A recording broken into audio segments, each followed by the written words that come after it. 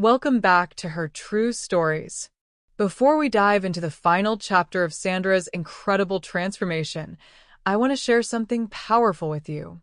If you've ever been told you're too old to start over, let me tell you, that's a lie. Your story isn't over, and you still have chapters left to write. Our best-selling book, Reclaiming Your Peace After Pain, is filled with simple, powerful steps to help you heal, rebuild, and fall in love with life again. Click the link in the description box and start your new beginning today. Now, we're about to see how Sandra's journey comes full circle 10 years later. The woman who started as a dismissed mother is about to show us what true victory looks like. Hit that like button if you're ready to see the ultimate transformation, and make sure you're subscribed with notifications on because this ending is going to leave you speechless. Let's see how legends are born. My name is Sandra Gray, and I'm 58 years old. People often tell me I look like I stepped out of a magazine. Silver hair that catches the light just right, blue eyes that have seen too much, and a smile that can either warm your heart or freeze your blood, depending on how you've treated me. I was sipping my morning coffee in my glass-walled kitchen, watching the Pacific Ocean stretch endlessly before me, when my phone rang. The caller ID showed my son's name, Marcus. I hadn't heard from him in 3 months. "Good morning, sweetheart," I answered, genuinely happy to hear from him. "Hey, Mom." His voice was casual, almost bored. "So, Jessica and I got married last week." I nearly dropped my coffee mug. "You what?" "Yeah, we did the whole thing in Vegas. Super small, just us and a couple witnesses. You know how Jessica hates big crowds." Jessica, his girlfriend of 2 years who had made it crystal clear she thought I was an overbearing mother-in-law before I was even officially a mother-in-law. Jessica, who rolled her eyes every time I spoke and made snide comments about my outdated taste in everything from furniture to fashion. "Marcus," I said slowly, trying to process this information. "You got married last week, and you didn't tell me?" "Come on, Mom. Don't be dramatic. You know how these things go." It was spontaneous, very romantic. Besides, big weddings are just expensive parties, right? Expensive parties. I thought about the wedding I dreamed of hosting for my only son.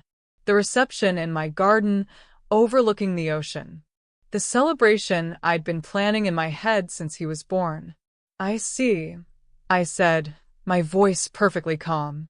"Well, congratulations." "Thanks. And hey, that's actually why I'm calling. We want to spend our honeymoon at your beach house in Malibu. Can you just send us the keys? We're planning to head down there this afternoon." My beach house. The one my late husband and I had bought as our dream retirement home. The one where we'd planned to grow old together before cancer took him 5 years ago. The house that now held all my most precious memories. "You want a honeymoon in my house?" "Yeah, it'll be perfect. Jessica's always wanted to stay there, and it's way better than some hotel. Plus, it's free, right? Win-win." Jessica had always wanted to stay there. The same Jessica who had never shown me an ounce of respect or gratitude for anything I'd done for them. "Just send the keys?" I repeated. "Yeah, you can FedEx them or whatever. We'll take good care of the place, don't worry." "I'm sure you will." "Great. You're the best, Mom. I'll call you when we get back to town." The line went dead. I sat there for a long moment, staring at my phone. My son had gotten married without inviting me, without even telling me it was happening. And now he wanted to use my most sacred space for his honeymoon with a woman who treated me like furniture. I set down my coffee and walked to the window, looking out at the ocean. The waves crashed against the rocks below with a rhythmic violence that matched the beating of my heart. For 28 years, I had given Marcus everything. Every opportunity, every advantage, every benefit of every doubt. When his father died, I had protected him from financial worry by managing the inheritance myself. When he struggled to find his career path, I had supported him through 3 different degree programs. When he moved in with Jessica, I had welcomed her with open arms despite her obvious disdain for me. And this was how he repaid me, with exclusion, dismissal, and the casual assumption that I would simply hand over whatever he wanted. I picked up my phone and scrolled through my contacts until I found the number I needed. My estate attorney, Patricia Whitman. Patricia? It's Sandra Gray. I need to make some changes to my will. Today, if possible. Of course, Sandra. Is everything all right? I looked out at the ocean again, watching a seagull dive for fish in the churning water. Everything's about to be perfect. Oh, you can already feel the storm brewing, can't you? Sandra's about to show her ungrateful son exactly what happens when you take your mother for granted. But before we see what she does next, I need to share something important with you.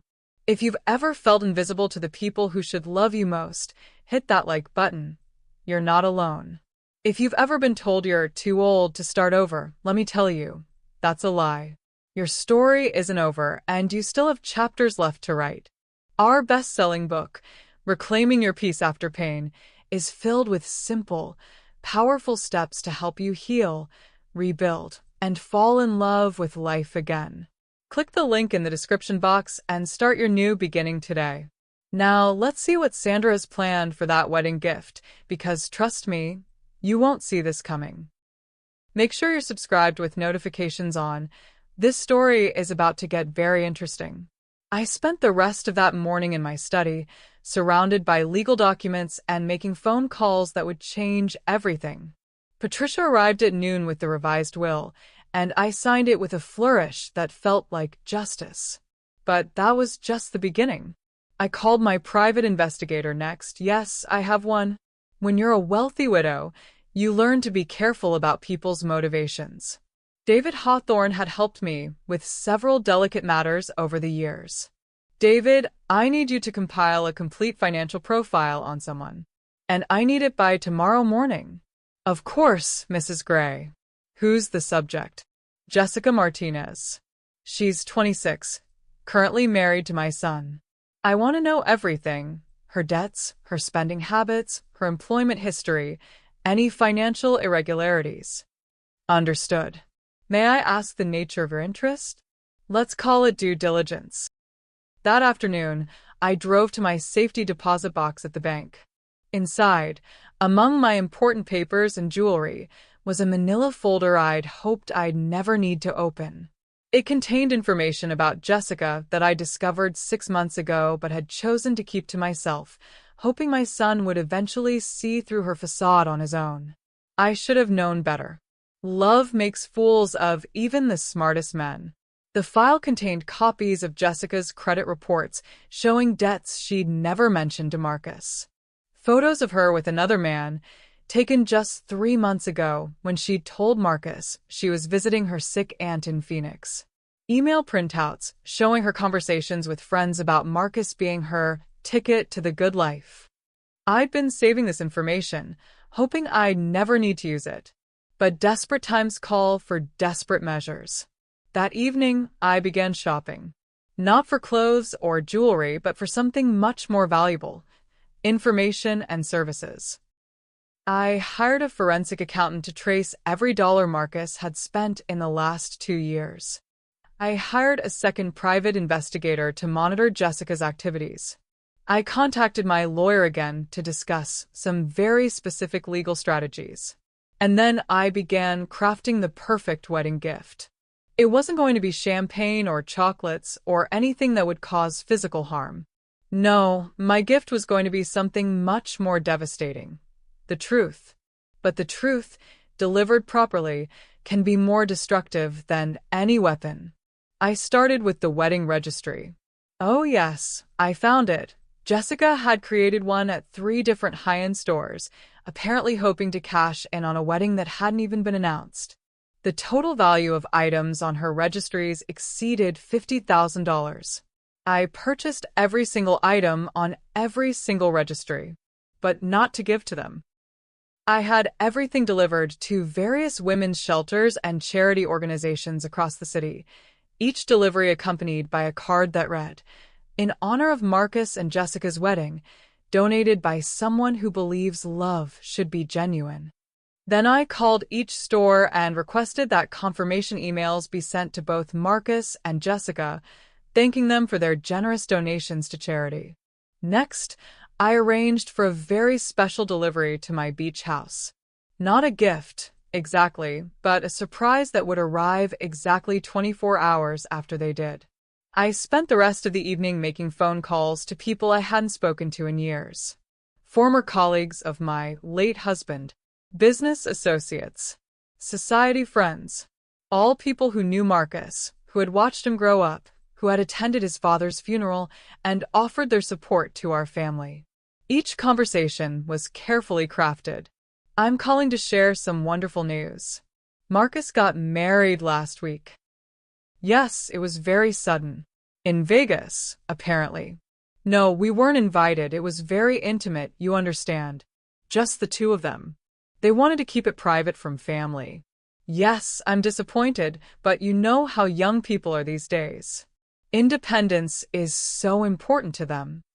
By the time I finished those calls, news of Marcus's secret wedding and his deliberate exclusion of his mother would be circulating through every social circle that mattered in our city.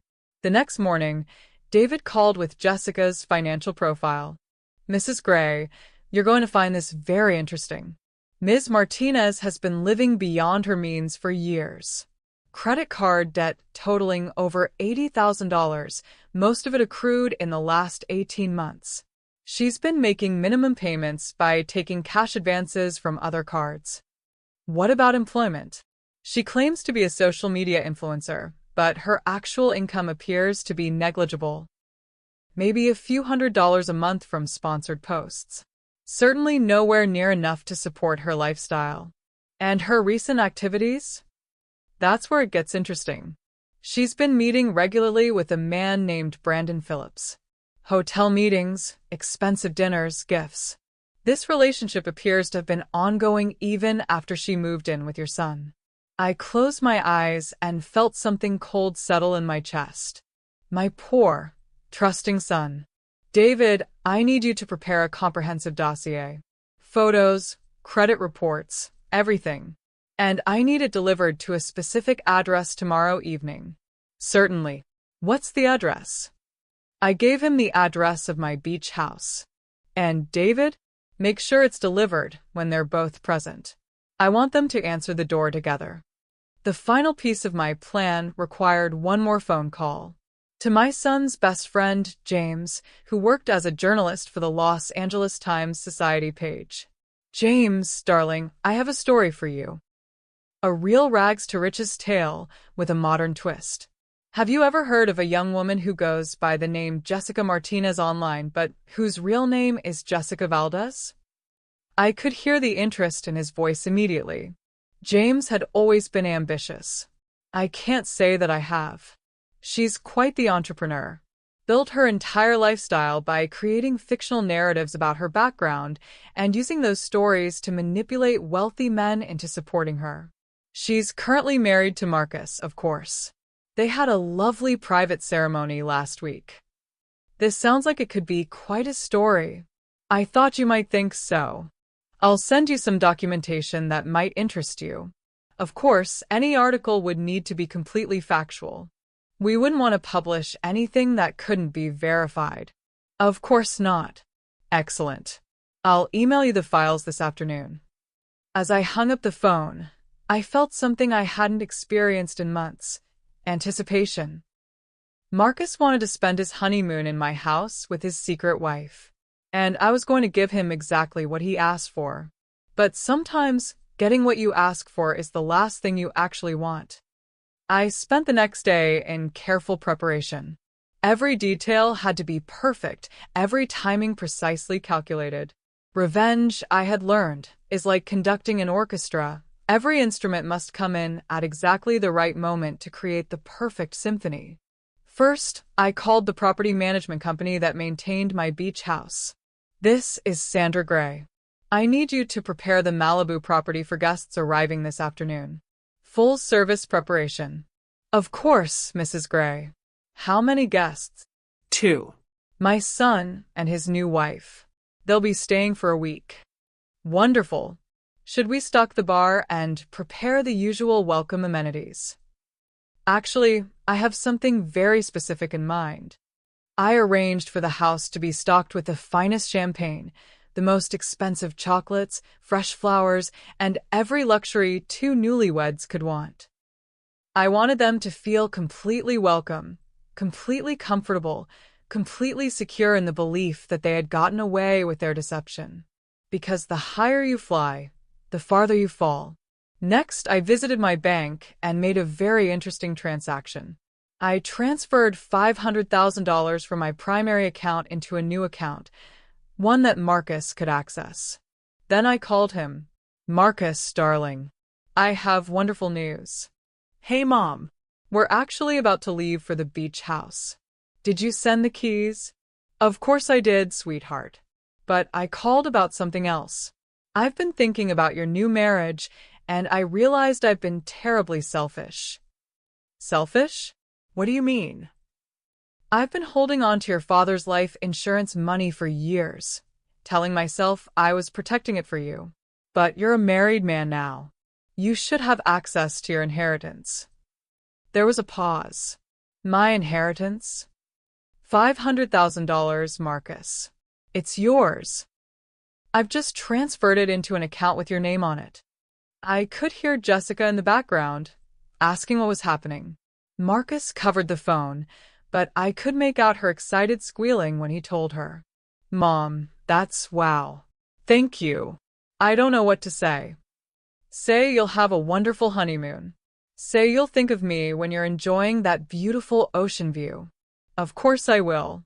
Mom, you're amazing. I love you too, sweetheart. Enjoy your week. After I hung up, I sat back in my chair and smiled. The money was real and it was legally his.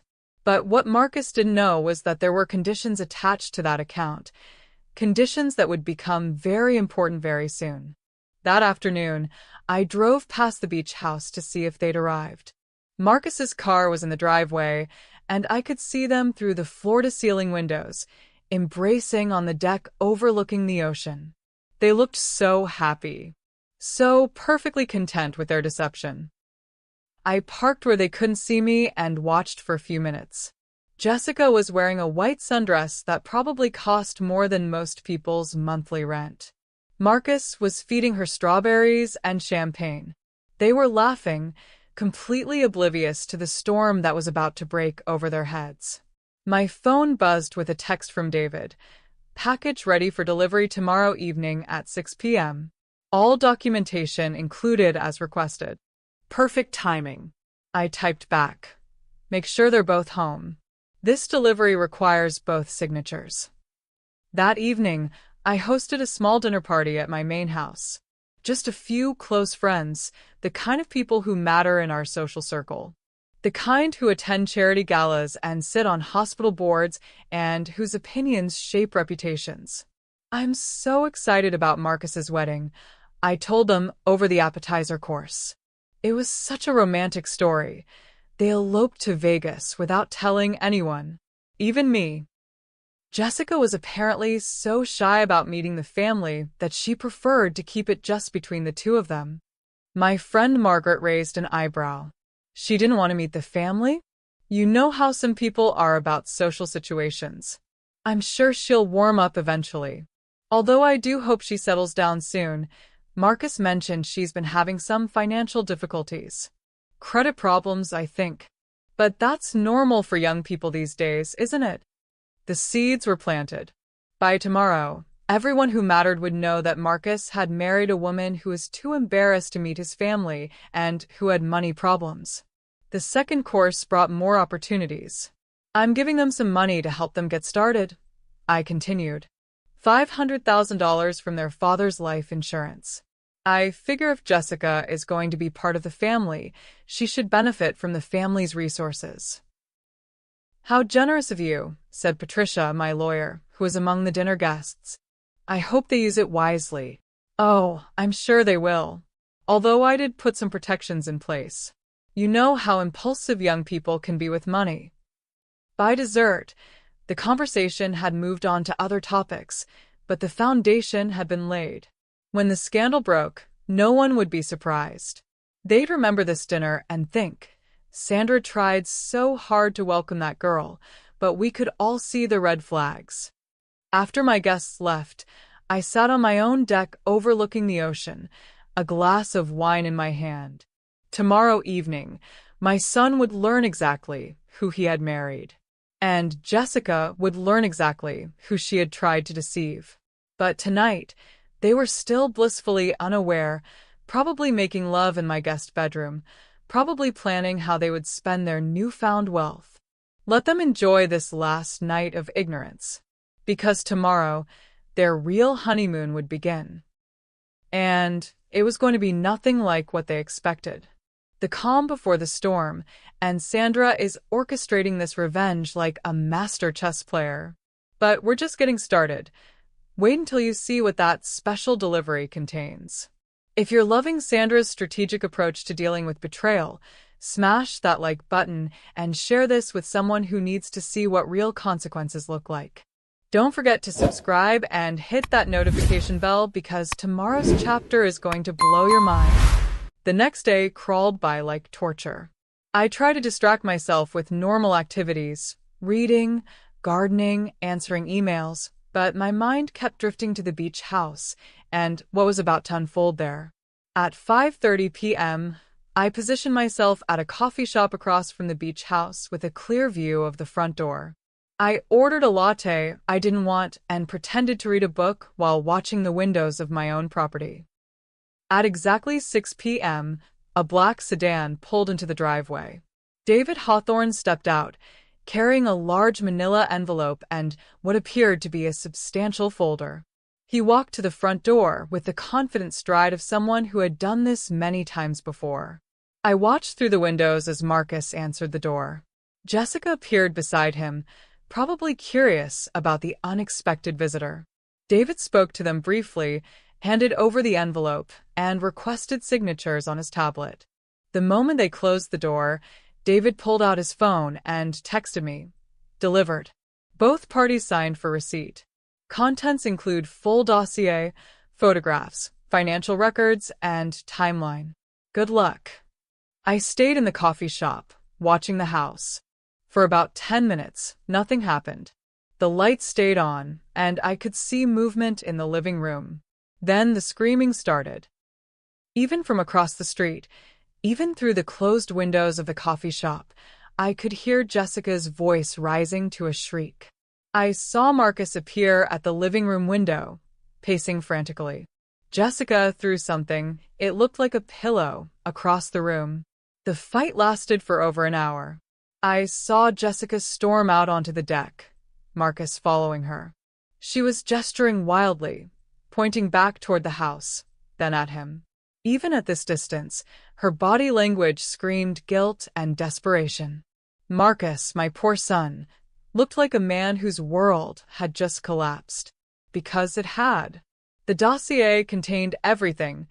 Copies of Jessica's real credit reports showing the massive debt she'd hidden from him. Photographs of her with Brandon Phillips, including some very intimate shots taken at various hotels over the past 6 months.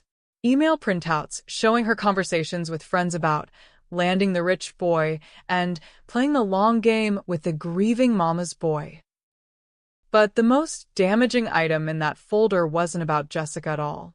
It was about the money I'd given them. The account I'd set up for Marcus came with very specific terms and conditions buried in the fine print.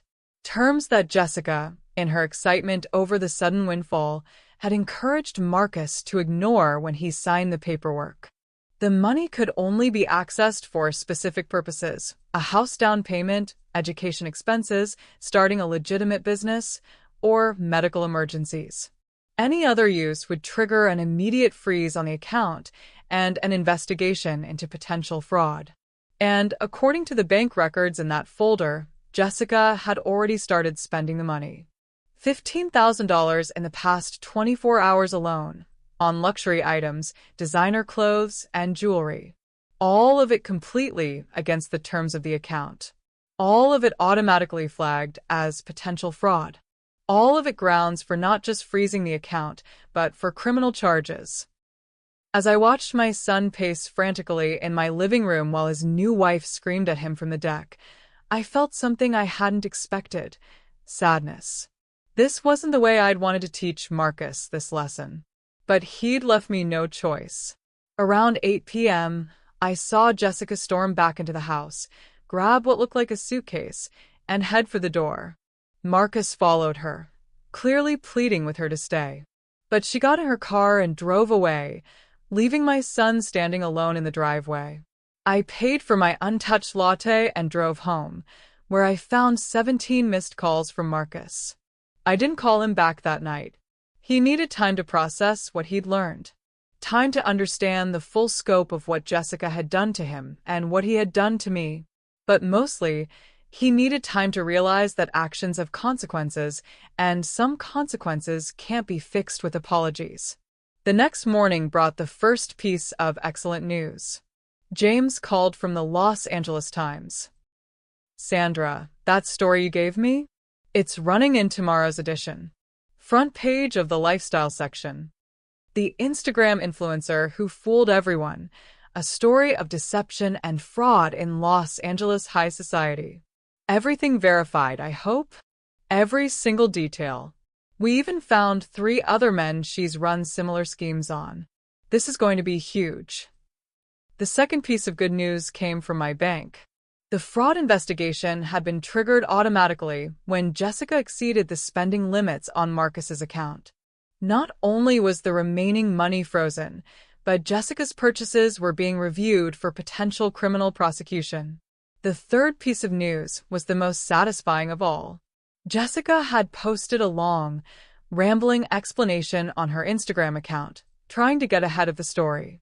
But instead of taking responsibility, she'd blamed Marcus for not understanding her and me for sabotaging their happiness. The post had been shared thousands of times, with comments ranging from outrage to mockery. Her follower count was dropping by the thousands as people realized they'd been following a fraud. By noon, Marcus finally called. "Mom, we need to talk." "Of course, sweetheart. How are you feeling?" "How am I feeling? Mom, my marriage is over. My wife is apparently a criminal. Half the money you gave me is frozen pending a fraud investigation. How do you think I'm feeling?" "I think you're feeling like someone who just learned a very expensive lesson about trust." There was a long pause. "You knew, didn't you? You knew what she was doing." "I suspected. I hoped I was wrong." "How long have you known?" "I hired an investigator 6 months ago. I've had that information since then." 6 months. His voice cracked. "You've known for 6 months and you didn't tell me? Would you have believed me?" Another pause. Longer this time. "No," he admitted. "I wouldn't have. I know. That's why I didn't tell you. You had to see it for yourself." "So, you set this whole thing up? The money, the investigation, everything?" "I gave you exactly what you asked for, Marcus. You wanted the keys to my house, so I gave them to you. You wanted money, so I gave you that too. I just made sure you understood the value of both." "By destroying my marriage?" "By revealing the truth about your marriage. There's a difference." I could hear him crying on the other end of the phone, and my heart broke for him. But some lessons can only be learned through pain. "Mom, I'm sorry. I'm so sorry about the wedding, about not inviting you, about everything." "I know you are, sweetheart. What do I do now?" "Now you come home. You learn from this. You rebuild your life based on truth instead of lies." "And us? Are we okay?" I looked out at the ocean, thinking about my son standing alone in my driveway last night, finally understanding what he had lost. "We will be," I said. "But it's going to take time. And it's going to require you to prove that you've learned something from this experience." "I have learned something. I've learned that my mother is the only person who's ever really had my back." "Then don't forget that lesson, Marcus. Because I won't teach it twice." The story broke in the Los Angeles Times 3 days later, and it was even more devastating than I had hoped. James had done his research thoroughly, tracing Jessica's schemes back over 5 years and 3 different cities. The headline read, "The Con Artist Next Door: How Jessica Valdez Built a Life of Luxury Through Lies." The article detailed her fake social media presence, her pattern of targeting grieving widowers and their vulnerable sons, and her mounting debt that she'd hidden from every man she deceived. But the most damaging part wasn't what she'd done to Marcus. It was what the investigation had uncovered about her other victims. There was Thomas Harrison, a 60-year-old widower in San Francisco whose son had introduced him to Jessica 2 years ago. She'd convinced Thomas to invest $50,000 in her marketing company before disappearing with the money. There was Michael Chun, whose father had died in a car accident, leaving him with a substantial inheritance. Jessica had dated Michael for 8 months, slowly convincing him to pay her credit card bills and rent while she got back on her feet after a fictional family tragedy. There was David Rodriguez, who'd lost his wife to cancer and was raising 2 young children alone. Jessica had played the perfect stepmother for 6 months while systematically draining his savings account. Each story was more heartbreaking than the last, and each one painted a picture of a woman who saw grief as opportunity and vulnerability as weakness to exploit. The article included Jessica's real name, her aliases, and photographs from her various social media accounts. It detailed her actual financial situation: over $200,000 in debt across 15 different credit cards and 3 student loans for degrees she'd never completed. Most importantly, it included a statement from the LAPD that they were opening a formal investigation into possible fraud and identity theft charges. Jessica Valdez had become a public laughingstock overnight, and more importantly, a wanted woman. Marcus called me after the article hit the internet. "Mom, have you seen the Times?" "I have. She did this to other people. Other families." "Yes, she did. And I almost let her do it to us. But you didn't. Because sometimes the people who love us most have to make hard choices to protect us from ourselves." There was a long pause. "I need to ask you something, and I need you to be honest with me. Always. Did you plan this whole thing? From the beginning? The wedding gift, the money, the investigation, the newspaper article?" I considered lying, softening the truth to spare his feelings. But Marcus was 28 years old, and it was time he learned to handle difficult truths. "Yes," I said simply. "Why?" "Because you excluded me from the most important day of your life to spare the feelings of a woman who is stealing from you.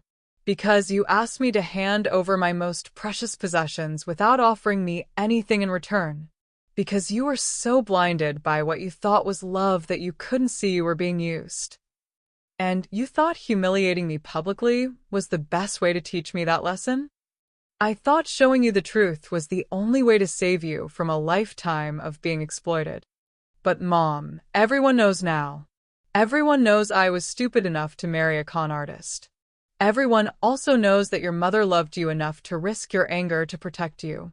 Everyone knows that when you needed saving, your family was there for you." I could hear him thinking on the other end of the line. The money I spent, am I going to be in trouble?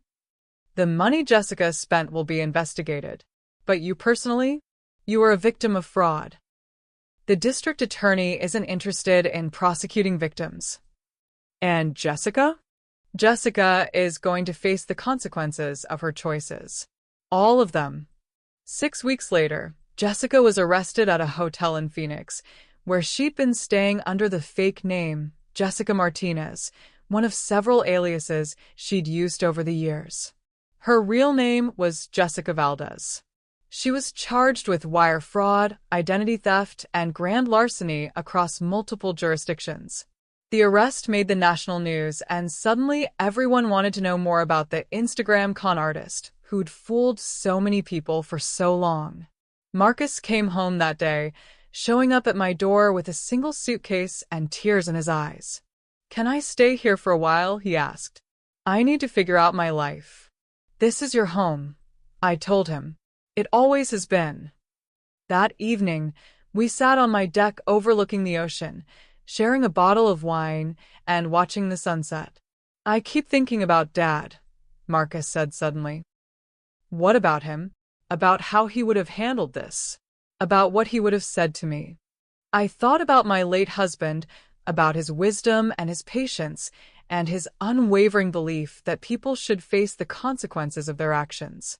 He would have said that you're lucky to have learned this lesson when you're young enough to recover from it. And what would he have said about what you did?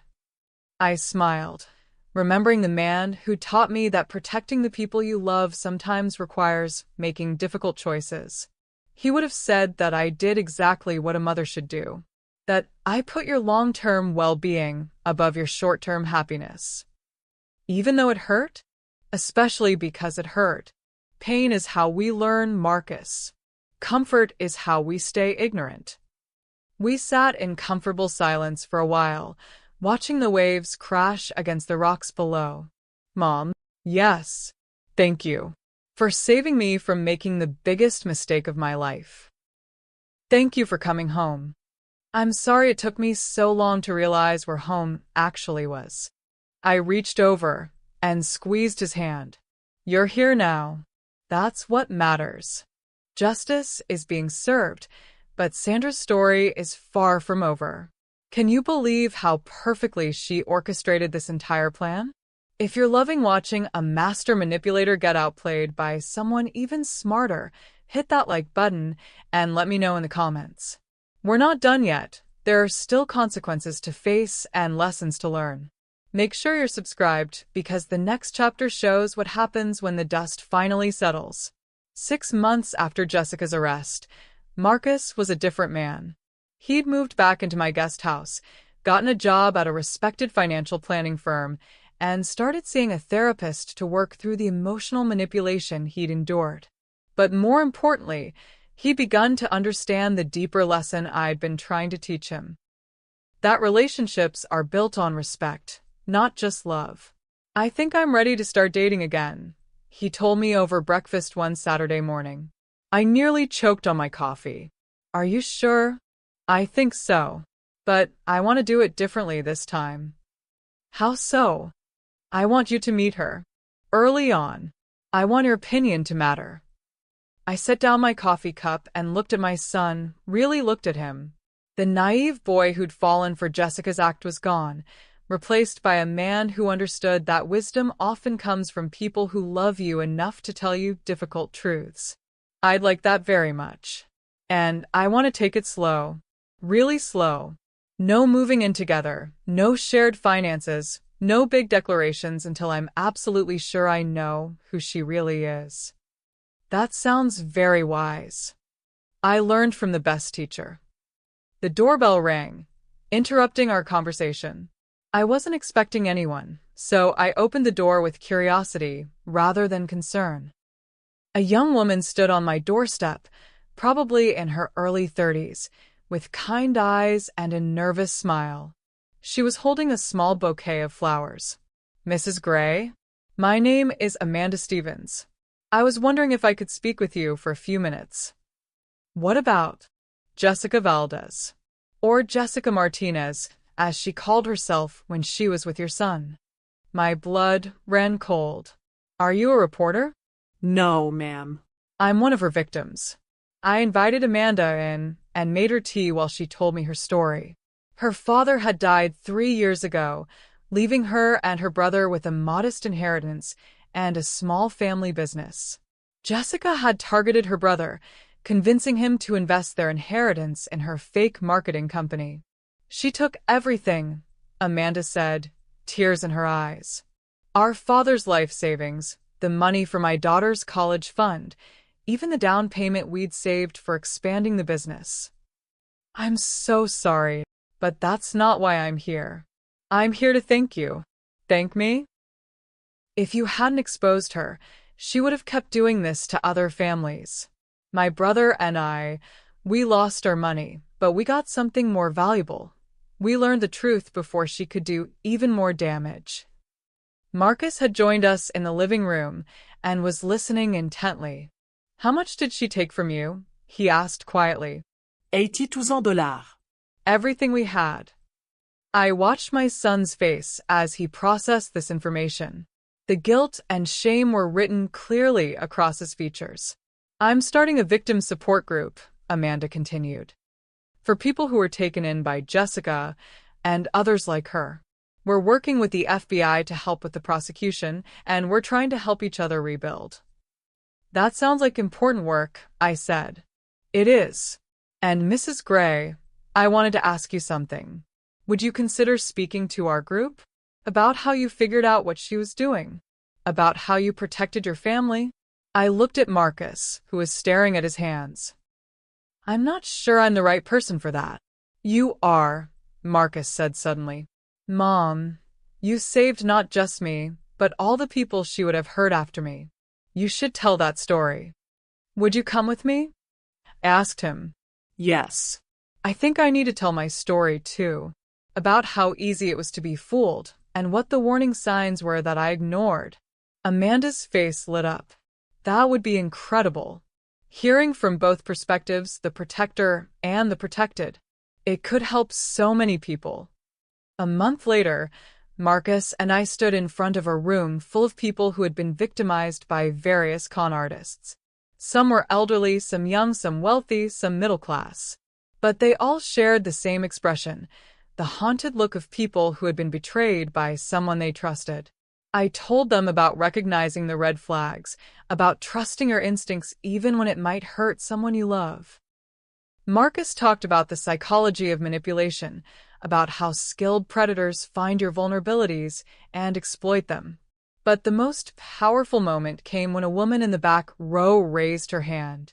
Mrs. Gray, how did you find the strength to risk your relationship with your son to save him? I thought about that question for a long moment, because I realized that protecting someone sometimes means protecting them from themselves. And because I learned that enabling someone's bad choices isn't love, it's fear. Fear of what? Fear of them being angry with you. Fear of them pulling away. Fear of conflict. But real love, mature love, is willing to risk temporary anger to prevent permanent damage. After the meeting, we were approached by several people who wanted to share their own stories. A father whose daughter had been scammed by a fake charity. A woman whose elderly mother had given away her life savings to a romance scammer. A man whose son had fallen for a pyramid scheme. Each story reinforced the same lesson, that good intentions aren't enough to protect the people you love. Sometimes protection requires action, even when that action feels cruel. Driving home that night, Marcus was unusually quiet. What are you thinking about? I asked. About how many people Jessica hurt. About how I was going to be part of that if you hadn't stopped me. But I did stop you. That's what matters. I keep wondering what would have happened if I'd actually married her in a real ceremony. If I'd brought her into the family officially before you figured out what she was doing. I'd wondered the same thing many times. She would have taken everything, I said honestly.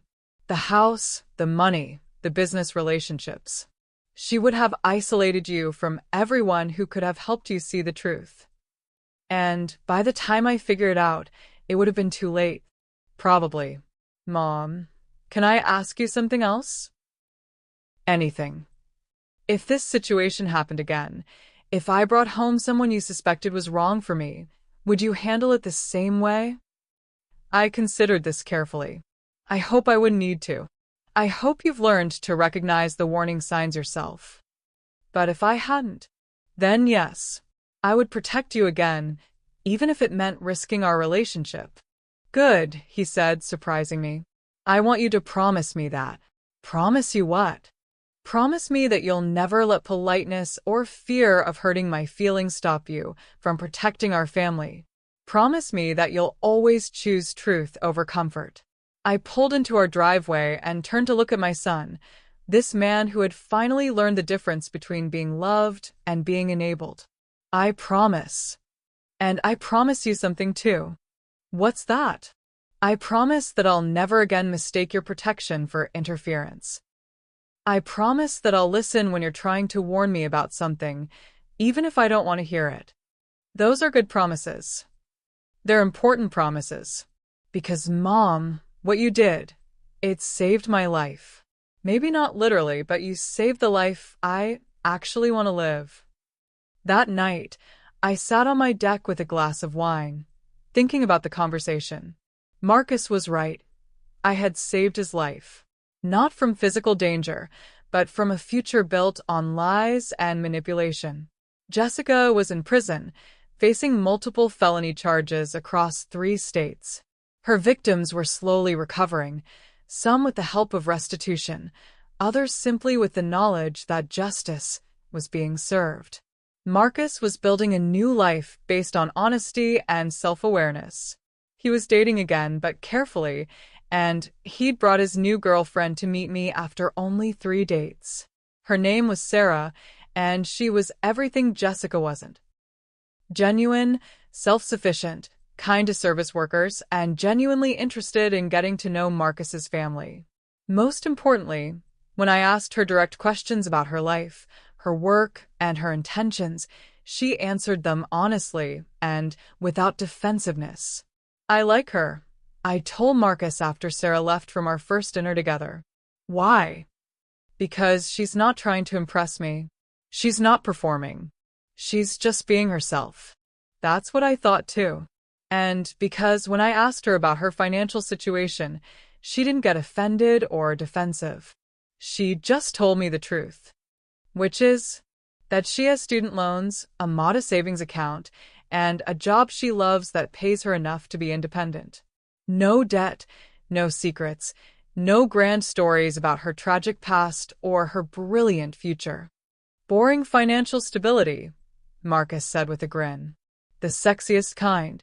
6 months later, Marcus proposed to Sarah in my garden, with my blessing and my engagement ring. The one his father had given me 30 years ago. But this time, I was invited to the wedding planning from the very beginning. Sarah actually asked my opinion on venues, flowers, and music.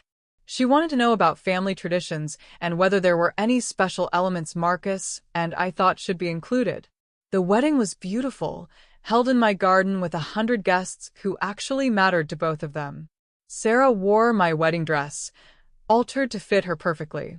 Marcus cried when he saw her walking down the aisle. And when they exchanged vows, speaking words they'd written themselves about building a life based on honesty and trust, I knew that the hard lesson I'd taught Marcus had been worth every difficult moment. Sometimes the best gift you can give someone is the truth, even when it hurts. Especially when it hurts. A year after Jessica's arrest, her trial finally began. The prosecution had built an airtight case, with testimony from 7 different victims across 4 states and evidence of over $300,000 in fraudulent activity. I was called as a witness, not as a victim, but as someone who had documented Jessica's pattern of behavior. The prosecutor wanted me to walk the jury through how I'd identified the red flags and gathered the evidence that exposed her schemes. Mrs. Gray, the prosecutor asked me on the stand, what first made you suspicious of the defendant's relationship with your son? It was her behavior at family gatherings, I replied. She was always performing, always on. She told elaborate stories about her background that changed slightly each time she told them. Can you give the jury an example? She claimed to be an orphan who'd grown up in foster care. But one time she mentioned her grandmother's recipe, and another time she talked about her father's business. When I asked about these inconsistencies, she became angry and accused me of not being supportive. What did you do with these suspicions? I hired a private investigator to verify her background. Everything she told us was false. The defense attorney tried to paint me as a controlling mother who'd sabotaged my son's happiness out of jealousy. But the evidence was overwhelming, and my testimony was just one piece of a much larger puzzle. Marcus also testified, describing how Jessica had gradually isolated him from friends and family, how she'd encouraged him to make financial decisions without consulting anyone else, and how she'd reacted with rage whenever he questioned her stories. Did you love the defendant? The the prosecutor asked him. "I thought I did," Marcus replied. "But I realize now that I was in love with the character she was playing, not with who she really was." "How do you feel about your mother's intervention now?" "Grateful. Completely grateful. If she hadn't exposed the truth, I would have lost everything. My family, my financial security, my ability to trust my own judgment." The most devastating testimony came from Jessica's other victims. Amanda Stevens described how Jessica had befriended her grieving brother, attending their father's funeral and offering comfort during their darkest moments, only to systematically steal their inheritance. Michael Chen's testimony was particularly heartbreaking. He described how Jessica had played the perfect girlfriend for 8 months, cooking his favorite meals, caring for him when he was sick, even helping him choose a headstone for his father's grave, all while draining his bank account. "She knew exactly how to make me feel loved," he said, tears streaming down his face. "And she used that knowledge to destroy me financially and emotionally." By the time the prosecution rested their case, Jessica's defense was in shambles. Her lawyer tried to argue that she was a victim herself, a troubled young woman who'd made poor choices but hadn't intended to cause harm. The jury didn't buy it. After 3 days of deliberation, they returned with guilty verdicts on all counts, multiple counts of wire fraud, grand larceny, identity theft, and conspiracy to commit fraud. At sentencing, each of her victims was allowed to make a statement.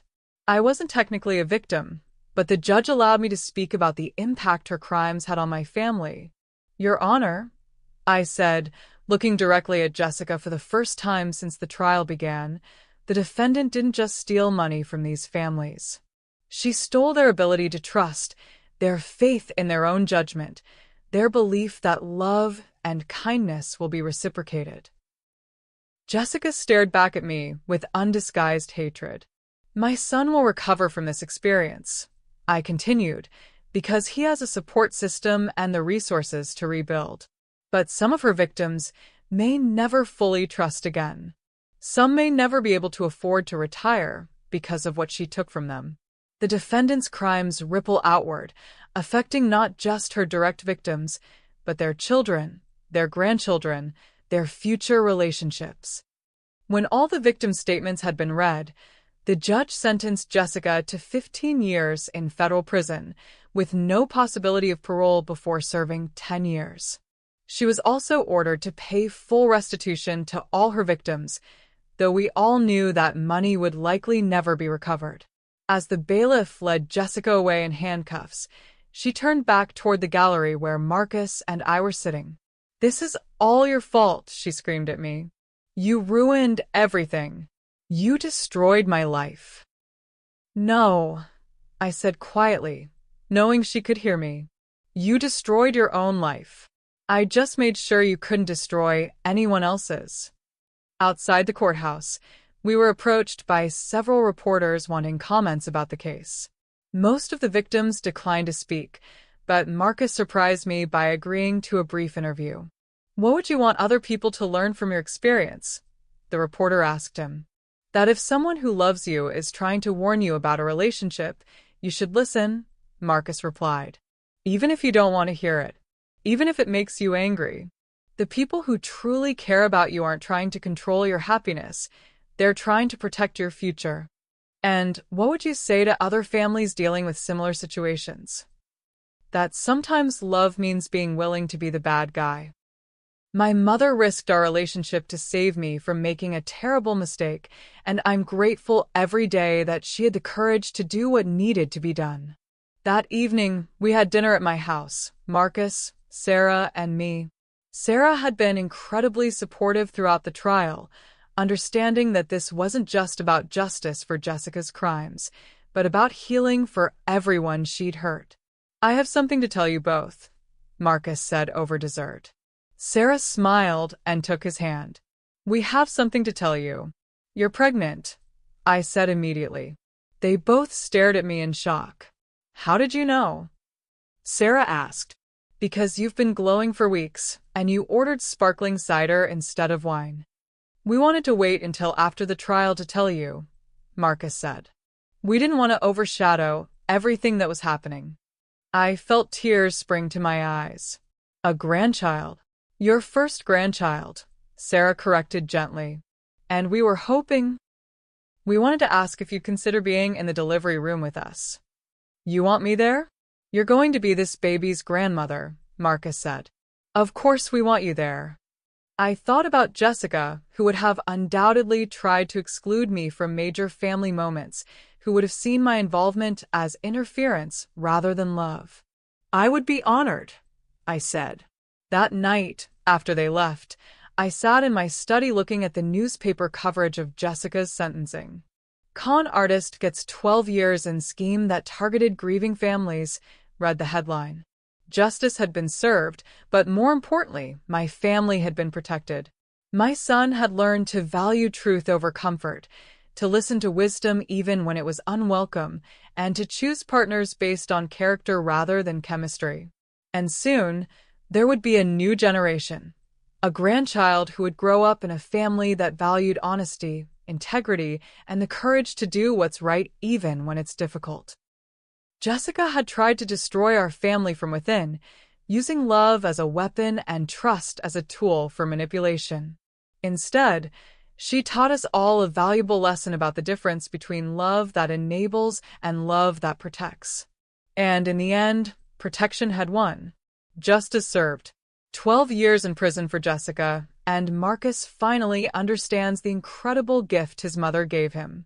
But wait, there's more to this story, and the next chapter is going to show you just how completely Sandra's life transformed after this experience. If you're loving this tale of family loyalty and justice, hit that like button and share it with someone who needs to see what real consequences look like. 2 years after Jessica's sentencing, my life had transformed in ways I never could have imagined.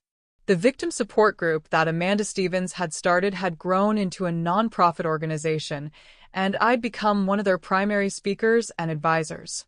We called it Truth Shield, a support network for families who had been targeted by con artists and, more importantly, an educational program to help people recognize and avoid manipulation tactics.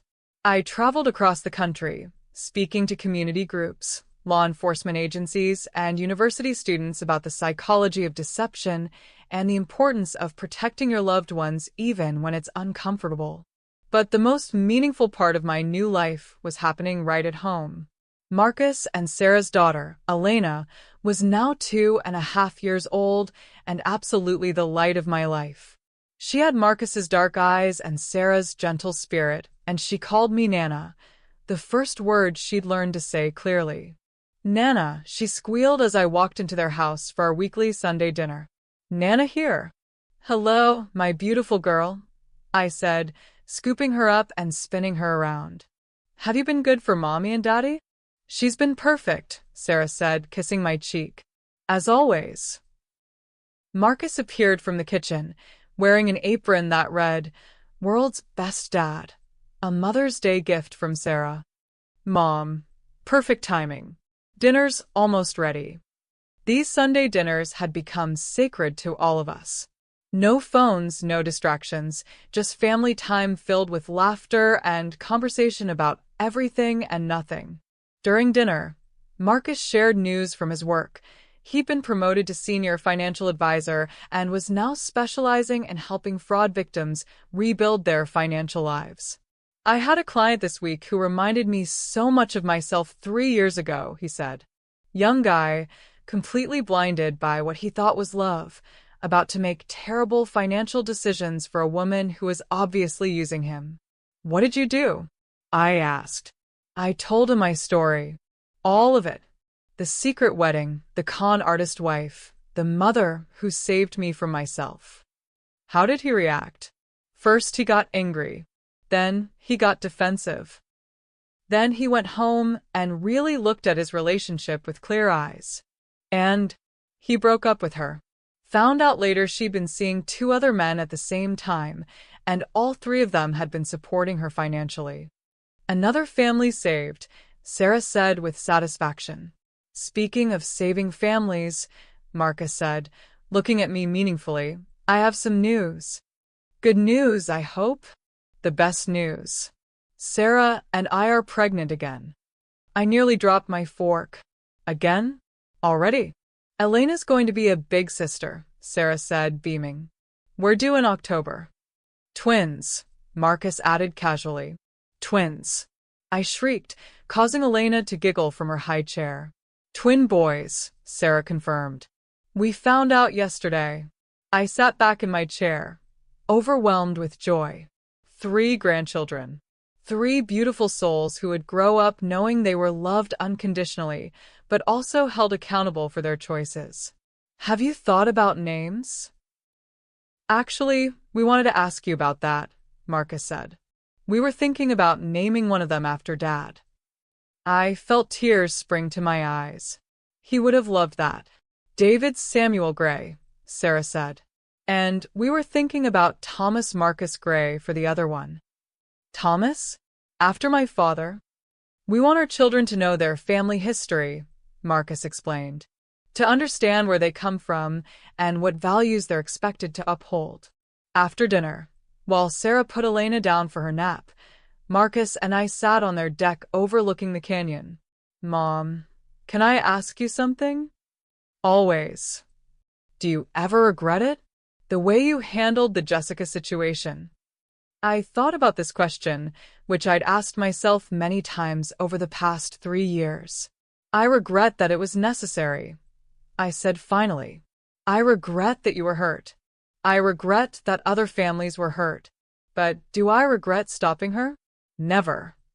Even though it was manipulative? Even though I felt betrayed when I found out you'd orchestrated the whole thing? Marcus, there's a difference between manipulation for selfish purposes and strategic action for protective purposes. Jessica manipulated you to steal from you. I strategized to save you. But the result was the same. People doing things they didn't know they were being guided to do. The motivation matters. Jessica's motivation was greed. Mine was love. And the outcome matters too, Marcus added. Jessica's manipulations would have destroyed lives. Yours saved them. We sat in comfortable silence for a while, watching the sunset paint the sky in shades of orange and pink. I got a letter last week, Marcus said suddenly. From whom? Jessica. My blood ran cold. She wrote to you from prison? Yes. She's apparently eligible for parole review in 7 years, and she wanted to apologize. What did the letter say? That she was sorry for deceiving me. That she'd been in a dark place in her life and had made terrible choices. That she understood if I couldn't forgive her, but she wanted me to know that she'd found God in prison and was a changed person. I felt a familiar protective instinct rise in my chest. How did that make you feel? Angry, mostly. Because even her apology was manipulative. She spent 3 paragraphs talking about her suffering in prison, her difficult childhood, her mental health struggles.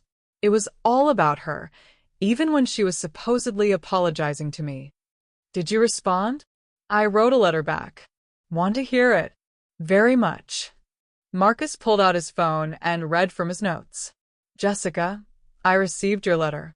I'm glad you're using your time in prison for reflection and personal growth. However, I want to be clear about something. My forgiveness is not required for your healing, and your apology is not required for mine. I forgave you years ago, not for your benefit, but for my own peace of mind. I also want you to understand that forgiveness doesn't mean forgetting, and it doesn't mean trusting. You made choices that hurt multiple families, and the consequences of those choices are permanent. I hope you truly have changed, and I hope you use the rest of your life to make amends through your actions, not your words. But I will not be part of that process. Please do not contact me or my family again. I stared at my son with amazement and pride. That's perfect. Absolutely perfect. You think so?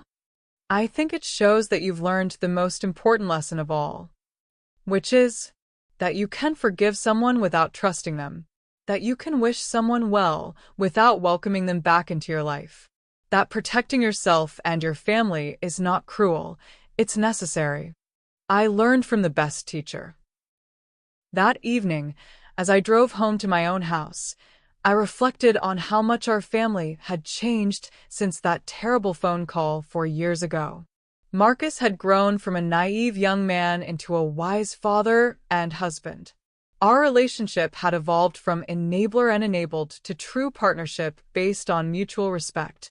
Most importantly, we'd all learned that love without boundaries isn't love at all. It's just fear dressed up as devotion. Jessica was still in prison, still trying to manipulate people even from behind bars. But her power over our family was completely broken, and it would never be restored. As I pulled into my driveway, I noticed a car I didn't recognize parked on the street. A young woman got out and approached me nervously. "Mrs. Gray, I'm sorry to bother you at home. My name is Lisa Parker. I heard you speak at a conference last month about recognizing relationship red flags." "Of course. How can I help you?" "I think my sister is involved with someone who might be, well, someone like Jessica. I've been trying to warn her, but she won't listen to me. She thinks I'm just jealous of her happiness." I looked at this young woman, seeing myself 4 years ago, someone who loved a family member enough to risk their anger to protect them. "Would you like to come in for coffee?" I asked. "I think I can help you." As we walked toward my house, I thought about how Jessica's attempt to destroy our family had ultimately made us stronger, wiser, and more committed to protecting each other. Evil had tried to win, but love, real love, tough love, protective love, had triumphed. And it would keep triumphing, one family at a time. 6 years after Jessica's sentencing, I received a phone call that brought everything full circle in the most unexpected way. "Mrs. Gray, this is Detective Maria Rodriguez with the Los Angeles Police Department. I'm calling about Jessica Valdez." My heart skipped a beat. "What about her?" "We wanted to inform you that she was found guilty of additional charges filed against her while in prison. She was caught running a commissary scam and attempting to manipulate other inmates' families for money through fraudulent letters." "So, her sentence was extended?" "Yes, ma'am. She received an additional 5 years. She won't be eligible for any kind of release for at least 12 more years. I felt a wave of satisfaction wash over me. Even in prison, Jessica couldn't stop being exactly who she was, a predator who saw every relationship as an opportunity for exploitation. That evening, I shared the news with Marcus and Sarah over dinner. The twins, David and Thomas, were now 5 years old and fascinated by everything, while 7-year-old Elena helped me set the table with serious concentration. "What do you think?" I asked Marcus after explaining the detective's call. "I think it's good news," he said immediately. "She's exactly where she belongs, and now she'll stay there even longer." "I agree," Sarah said. "And I think it shows that people like Jessica never really change. They just get better at hiding what they're doing." "You think we should tell the kids when they're older?" Marcus asked me. "I think we should tell them age-appropriate versions of the truth. That there are people in the world who try to hurt families, but that we're strong enough to protect each other." "That sounds right," Marcus said. "And I want them to know that sometimes the people who love you most have to make hard decisions to keep you safe." The next week, I attended a victim support group meeting where Amanda Stevens shared the news about Jessica's extended sentence. She tried to run the same schemes on other inmates' families, Amanda told the group. Letters claiming she needed money for legal fees, fake stories about medical emergencies. Even in prison, she couldn't stop being a predator. The group members shook their heads in disgust, but I also saw something else in their faces: validation. Every doubt they'd ever had about whether Jessica truly deserved her punishment had been erased. "It makes me feel better about everything we went through," said Michael Chen. "Knowing that we weren't wrong about her character. Knowing that our families are safer with her locked up." After the meeting, Amanda approached me. Mrs. Gray, I wanted to thank you again for trusting your instincts and acting on them. If you hadn't exposed her when you did, who knows how many more families she would have destroyed. We all played a part in stopping her, I said. You, Michael, all the other victims who were brave enough to testify. But you were the one who chose to fight instead of just hoping for the best. You were the one who risked your relationship with your son to protect him. As I drove home that evening, I reflected on how completely my perspective had changed since that first devastating phone call from Marcus. The woman who had received that call would have been devastated by the idea of conflict with her son. This woman understood that conflict was sometimes necessary to prevent catastrophe. That evening, Marcus tucked the children into bed while Sarah and I cleaned up from dinner. "How do you feel about seeing her again?" Sarah asked. "Satisfied," I said honestly. She looked exactly like what she is, a pathetic criminal trying to manipulate her way out of the consequences of her actions. "Do you think she'll try to contact us again?" "Probably. But it doesn't matter. We know who she is now, and we know who we are. She can't hurt us anymore." Marcus joined us in the kitchen, wrapping his arms around both of us. "The kids want to know if Aunt Jessica is the bad lady from the stories you tell them." I laughed. "What did you tell them?" "I told them that Aunt Jessica isn't really their aunt, and that sometimes people pretend to be good when they're actually not good. But I also told them that Nana is very smart about recognizing pretend good people." "And what did they say?" "Elena said that Nana is the smartest person in the world, and the twins said they want to be smart like Nana when they grow up." "Smart like Nana," I repeated, feeling my heart swell with pride. "The smartest person in the world," Sarah added with a smile. As I drove home that night, I thought about the young woman I'd been 5 years ago. Wealthy but lonely, loving but enabling, protective but passive. That woman had been destroyed by a single phone call from her ungrateful son. But from her ashes had risen someone stronger, wiser, and infinitely more dangerous to anyone who might threaten her family. Jessica Valdez had tried to be the villain in our story. Instead, she'd turned me into the hero. And I was just getting started. Can you believe Jessica tried to con them one more time, even from prison? But Sandra saw right through it and shut her down completely. This is what happens when you underestimate a woman who's learned her worth.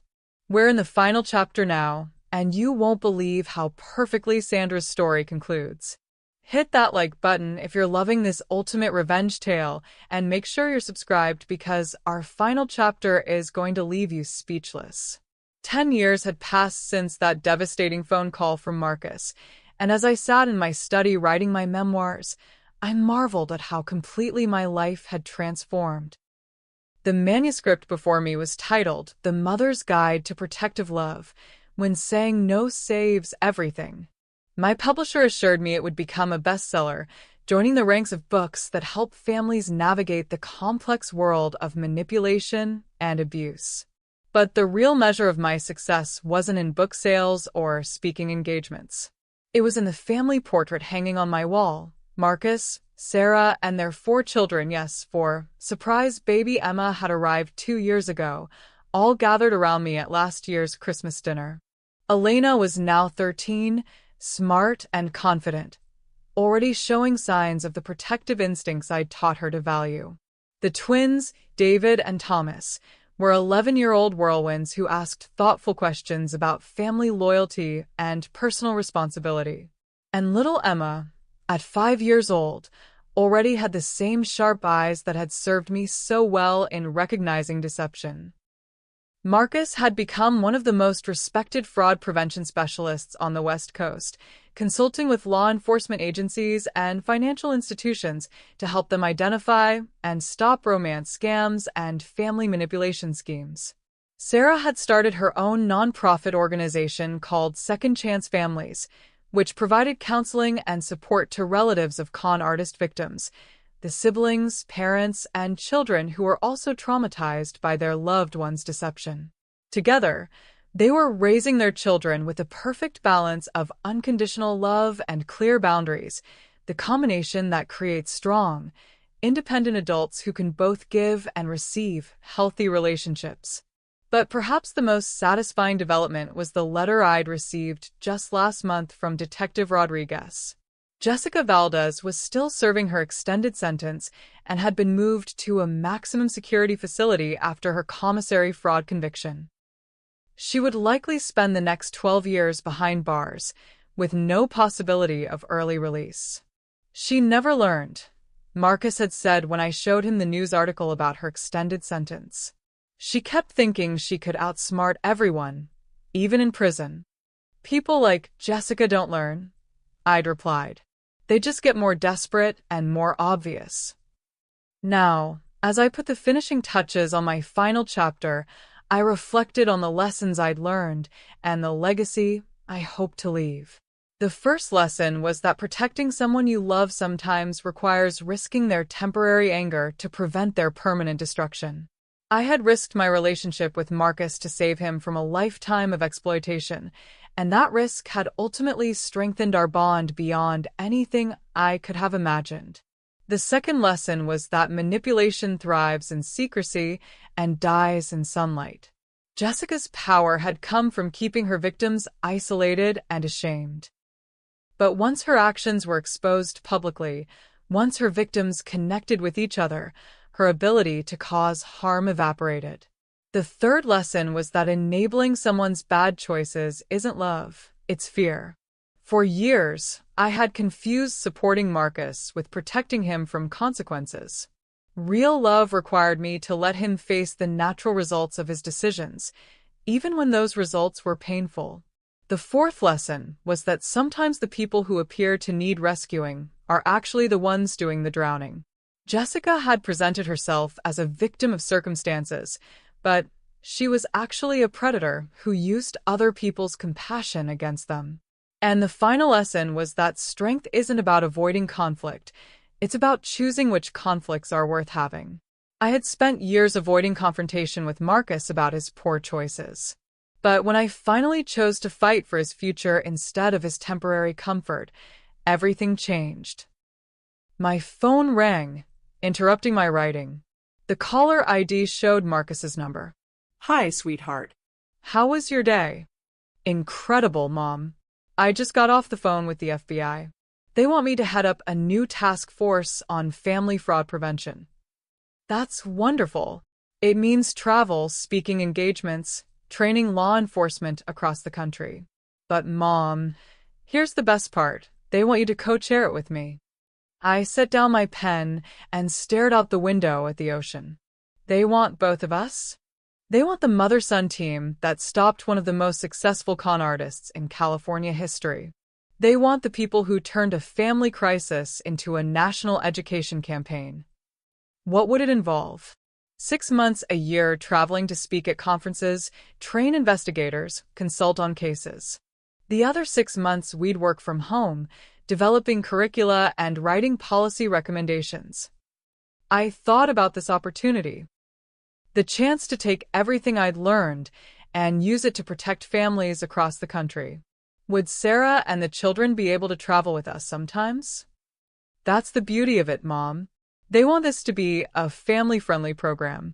Sarah would be a consultant on supporting the relatives of fraud victims, and the kids would be part of our presentations about how to raise children who can recognize manipulation. We'd all work together? The whole family, Mom. Teaching other families how to protect each other the way we learned to protect each other. I felt tears spring to my eyes. Jessica tried to destroy our family, and instead she created a dynasty of people dedicated to stopping others like her. When do they want an answer? Next month. But Mom, I already know what my answer is. I want to do this. The question is, do you?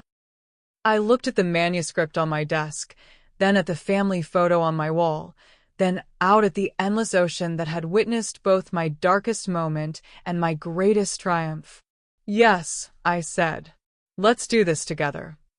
After we hung up, I added one final paragraph to my book. 10 years ago, I thought my story was about a mother saving her son from a con artist. I was wrong.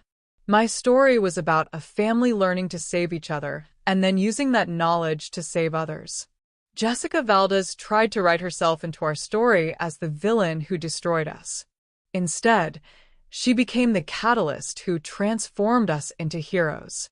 To every parent reading this who suspects their child is being manipulated, trust your instincts. To every child who thinks their parents are being overprotective, listen to their concerns. To every family member who sees danger that others can't see, speak up, even when it's uncomfortable. Love without boundaries isn't love at all. Protection without action isn't protection at all. And sometimes the greatest gift you can give someone is the truth, even when it hurts. Especially when it hurts. Because pain teaches us lessons that comfort never can. And some lessons can save not just one life, but generations of lives to come. My name is Sandra Gray, and this is my story of how saying no to my son's disrespect saved yes to our family's future. May it help you write a better ending to your own story. I closed the laptop and walked out to my deck, where the sunset was painting the sky in brilliant shades of gold and crimson. Tomorrow, I would start a new chapter of my life, working alongside my son to protect families across the country. Jessica Valdez was still serving her 20-year extended sentence in federal prison. Marcus was happily married with 4 beautiful children. I was a best-selling author and nationally recognized expert on family protection. And somewhere out there, families were safer because of the lessons we'd learned from our darkest moment. Sometimes the best revenge isn't getting even. Sometimes the best revenge is becoming everything your enemy tried to prevent you from being. Jessica had tried to make me a victim. Instead, she'd made me unstoppable. And there you have it. Sandra's incredible transformation from victim to victor, from enabler to empower. She didn't just get revenge on Jessica. She built an entire legacy dedicated to protecting families from predators like her. If this story inspired you to set better boundaries in your own life, please hit that like button and share it with someone who needs to hear it. Remember, protecting the people you love sometimes means protecting them from themselves. Sandra's willingness to risk temporary anger to prevent permanent damage saved not just her son, but countless other families who learned from their story. Don't forget to check out our book, Reclaiming Your Peace After Pain, in the description below. It's filled with practical steps to help you rebuild your life and relationships on your own terms. And if you love Sandra's story, we have hundreds more just like it. Make sure you're subscribed with notifications on. Next week, we're sharing the story of a woman who discovered her husband's secret family at their 25th anniversary party, and what she did next will leave you speechless. Thank you for joining me for another episode of Her True Stories. Until next time, remember, your story matters, your boundaries matter, and you have the power to write a better ending no matter how dark your beginning was. Keep fighting for the life you deserve, and I'll see you in the next one.